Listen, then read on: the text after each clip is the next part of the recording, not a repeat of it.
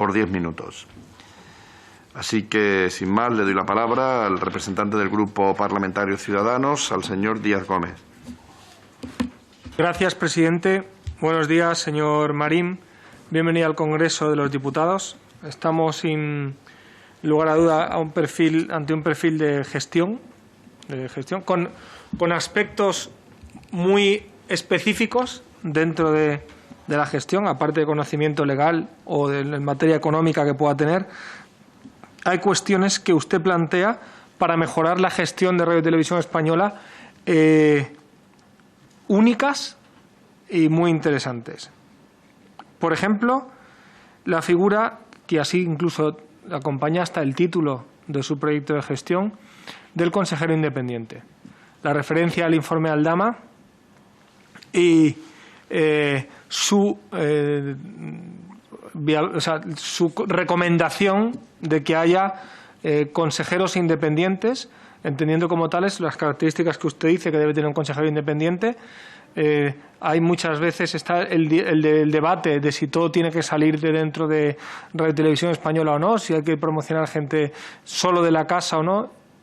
Una mezcla, un híbrido entre la gente de la casa y alguien absolutamente de fuera, pero con experiencia en gestión y con los planteamientos que usted hace, no deja de ser una apuesta interesante. También quiero destacar, y esta propuesta además me parece también acertada, el control interno, y hace referencia al informe COSO. Yo creo que es una de las grandes fallas de Radio y Televisión Española, es la ausencia de mecanismos de control eficaces internos. Hay comunicadores que te cuentan lo que pasa, pero no hay organismos de control con la vinculación suficiente. Yo creo que es interesante eso que plantea. Y por último, alguien que tiene experiencia en mediación o en la mediación, que conoce la mediación como mecanismo de resolución de conflictos. Yo le digo, en mi vida profesional, que todavía está cerca de mi actividad política, lo intenté. Es un aspecto que conozco bien, la mediación de conflictos, y también creo conocer algunos de los problemas que atañen a Radio y Televisión Española, y creo que la potenciación de la mediación también, tanto interna como en la relación externa de Radio y Televisión Española, sea con las Cortes o sea con entidades privadas, o sea con la agencia EFE o con ministerios, también estaría muy bien que hubiera la figura de alguien que supiera resolver los conflictos. Así que enhorabuena por su trayectoria, por un perfil sumamente especializado en algunas cuestiones, y mucha suerte y bienvenido al Congreso de los Diputados. Gracias. Gracias. Por el Grupo Parlamentario Confederal de Unidas Podemos, En Común Podem, Galicia en Común, tiene la palabra la señora Fernández Castañón. Gracias, presidente. Bien llegado, señor Marín. Enhorabuena por su candidatura. Desde el Grupo Confederal hay 3 asuntos que preguntamos a todas las personas candidatas, que tienen que ver con 3 cuestiones que nos preocupan especialmente en el ente público de comunicación de RTV. Tienen que ver con la transparencia. Es algo que se acusa repetidamente que es, por decirlo suavemente, insuficiente, y nos parece crucial cuando hablamos de un servicio público. Tiene que ver también con los derechos laborales, las relaciones laborales y derechos de trabajadoras y trabajadores. Hablamos siempre y mencionamos la situación actual de centenares de interinas e interinos del ente público. Entendemos que es un síntoma de un problema estructural, y si tiene ocasión quisiéramos conocer ahí qué propuestas o qué líneas de actuación tiene respecto a la plantilla y los derechos laborales en el ente.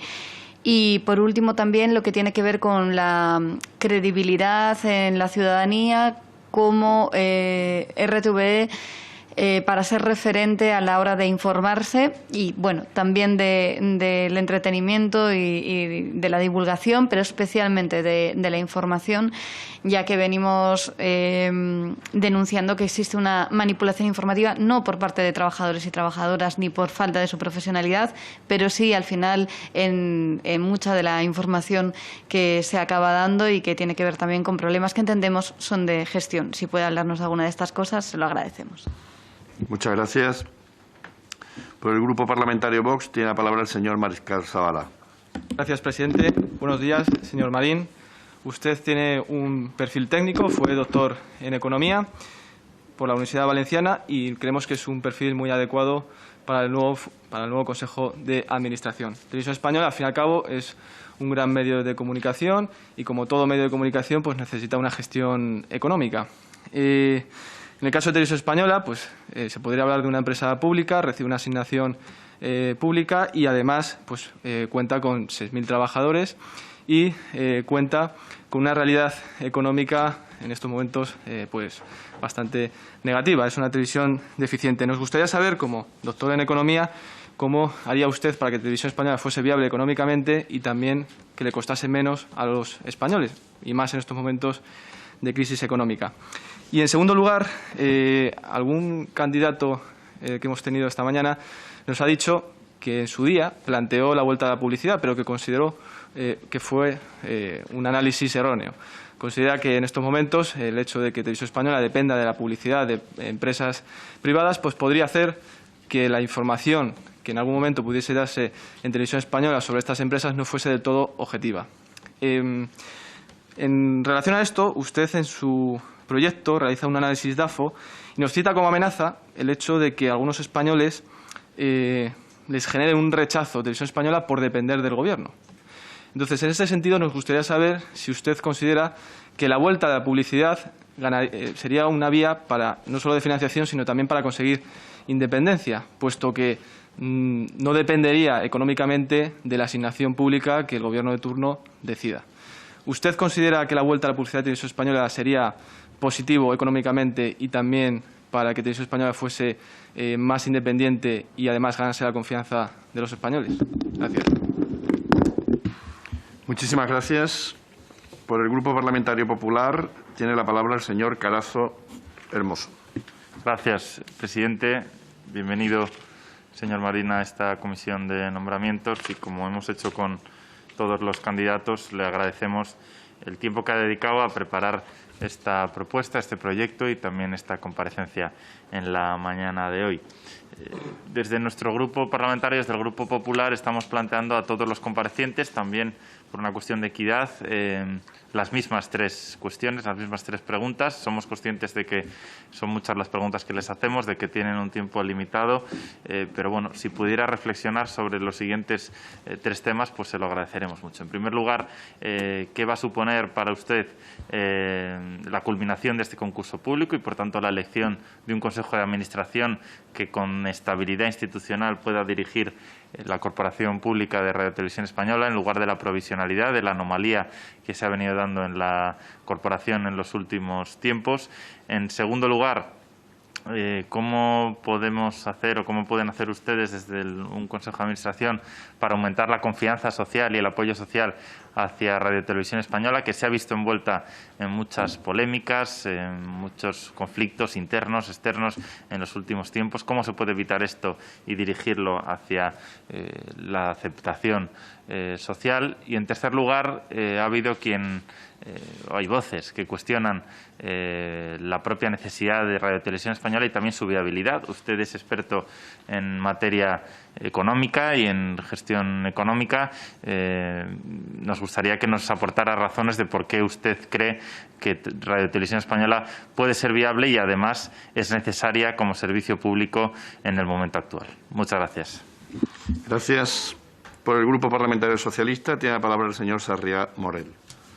Buenos días y bienvenido, señor Marín. Como se habrá seguido el resto de comparecencias, ahora que estamos planteando a todos los comparecientes la oportunidad de que, en los 10 minutos que tengan, pues también nos expliciten los tres retos o las tres prioridades más importantes que plantean para el nuevo Consejo de Administración en relación a la corporación.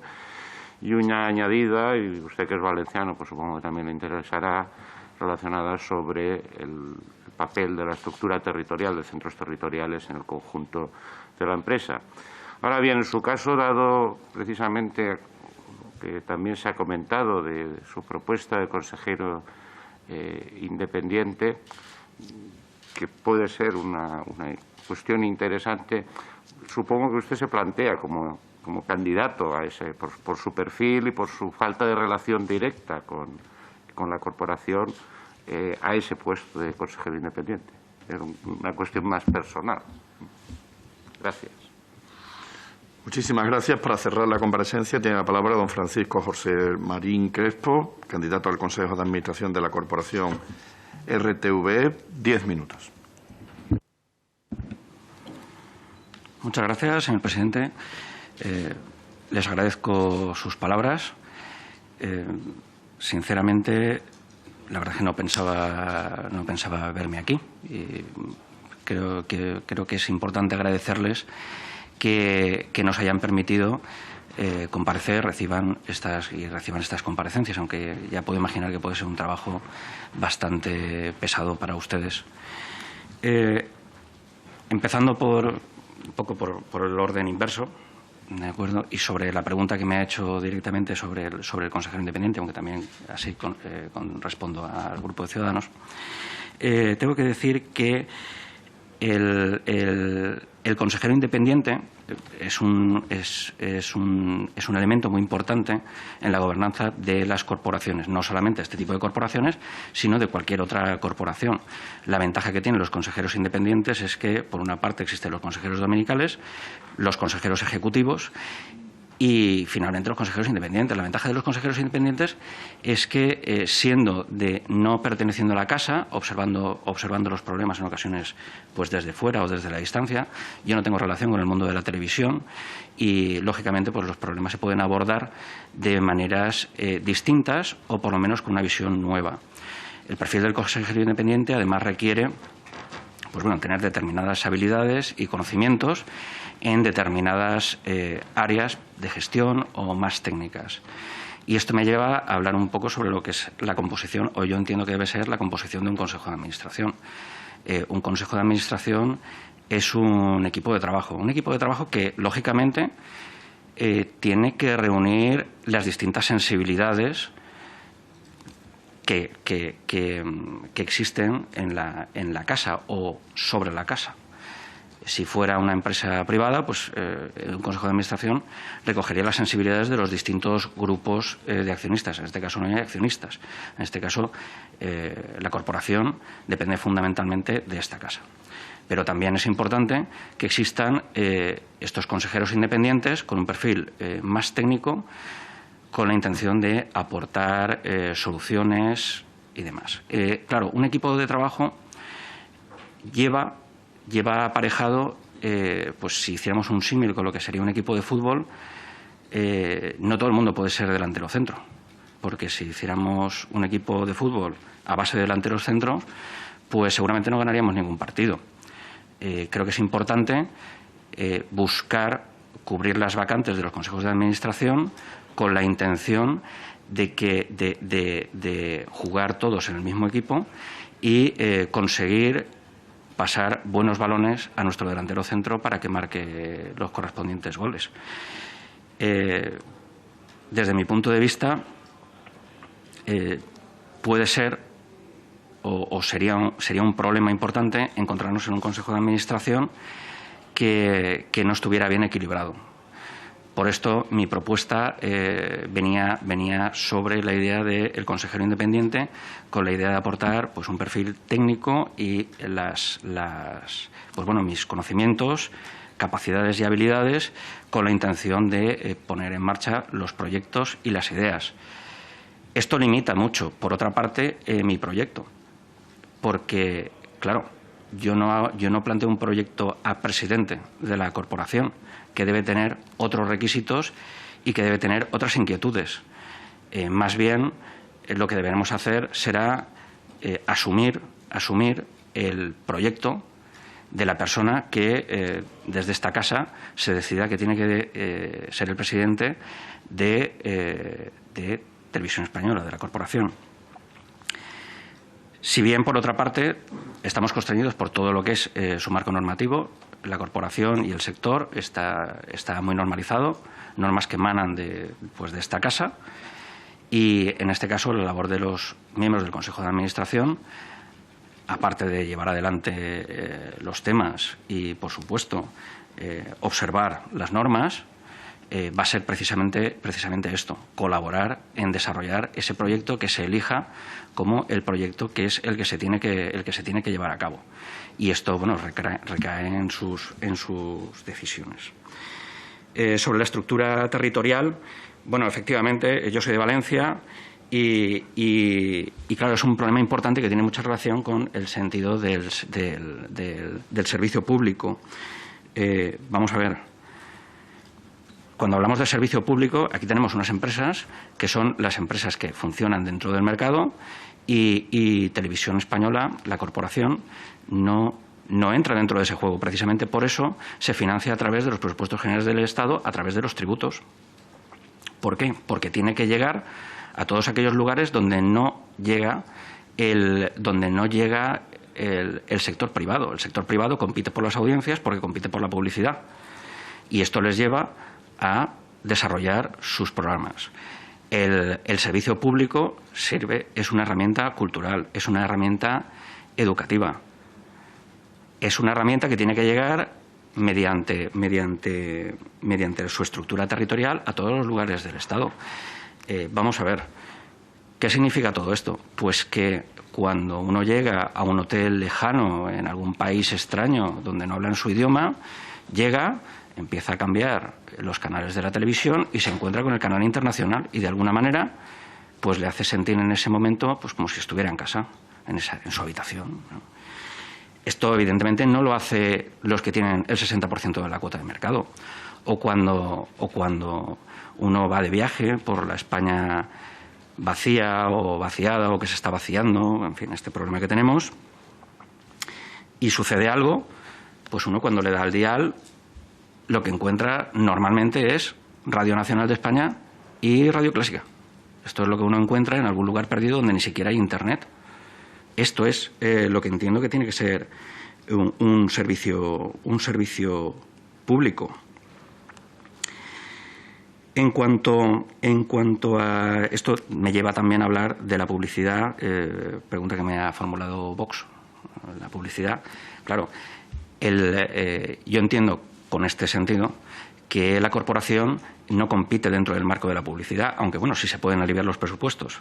De alguna manera sí que es verdad que lo tiene vedado, pero tiene que buscar fórmulas de patrocinio que permitan de alguna manera generar recursos, esos recursos que deben ser empleados en el servicio público. El peor recurso es el que no se utiliza. Evidentemente, si hay recursos que no se utilizan, pues evidentemente hay que ponerlos en funcionamiento. Hay que ser puntillosos con el gasto, hay que mirar el céntimo, como he escuchado a otros comparecientes que hablan de otros modelos, como la BBC. Bueno, aquí hay que recordar que los ingleses dicen que hay que vigilar el penique porque la libra se vigila sola. Entonces, hay que tratar el gasto, pues con eficacia, eficiencia y economía, principios rectores de cualquier organización. Se gasta en lo que se tenga que gastar y no se gasta en lo que no se tenga que gastar. En cuanto a la credibilidad, pues credibilidad, la confianza social, ha preguntado el Partido Popular, Vox y Unidas Podemos. Pues aquí hay que hablar de los recursos humanos, también pregunta de Unidas Podemos, de los recursos humanos, principal activo de la casa. Estos recursos humanos, todo esto se resuelve con la profesionalidad, con el código deontológico. En cuanto a los recursos humanos, evidentemente hay que motivarlos y hay que liderarlos y hay que permitir que la toma de decisiones se distribuya por la organización, porque hay muchas veces que la persona que tiene la mejor información para tomar la mejor decisión es una persona que ocupa un puesto muy determinado, que es normalmente la persona que está realizando el trabajo. Este valor, toda esta historia y toda esta información no creo que se deba dejar de lado. Existe el problema de la interinidad. Este problema, evidentemente, hay que resolverlo porque no es sostenible para la gente que está trabajando. Eso hace que la gente no trabaje a gusto. Eso no es bueno para la corporación. Llegados a este punto, tengo que hablar un poco de las limitaciones en mi planteamiento. Yo he hecho un pequeño estudio, que es el que ustedes tienen, que por las preguntas que me han hecho, pues lo han leído, se lo agradezco mucho. Desde fuera, claro, la información no es comparable con pues, gente que ha pasado por aquí y que ha hecho y que tiene conocimiento de primera mano de lo que sucede. Lo que corresponde, aplicando los criterios de prudencia, pues lógicamente es un poco entrar en la corporación y estudiar qué es lo que sucede y las posibles soluciones. Por lo menos es lo que me corresponde a decir a mí, con un perfil, pues como ustedes han dicho, un perfil técnico. En cuanto al control interno, yo creo que es un tema importante. Es un tema importante porque eso lo que da es garantías a todo el mundo. El control interno actúa en todas las direcciones. El control interno existe, seguro que existe, porque, vamos, seguro que existe, no. Existe. Bien por la intervención, bien por, en fin, la cantidad de mecanismos. Lo que pasa es que hay que utilizarlo. Me pareció escuchar a una compareciente que hablaba de que existía la contabilidad analítica. Por supuesto. Lo que pasa es que hay que utilizarla. No sé si he respondido a todas las preguntas, espero haber respondido a todas las preguntas. Supongo que mi tiempo debe estar agotándose. Pues con todo esto agradecerles el hecho de que me hayan permitido explicarles. Como ciudadano desearles suerte y tino en la elección del Consejo de Administración y como candidato pues bueno, pongo a disposición de esta casa mis conocimientos, habilidades y capacidades para lo que ustedes consideren. Muchas gracias. Muchísimas gracias a usted por su presencia y por su intervención. Le damos las gracias, como le decía, y buen día.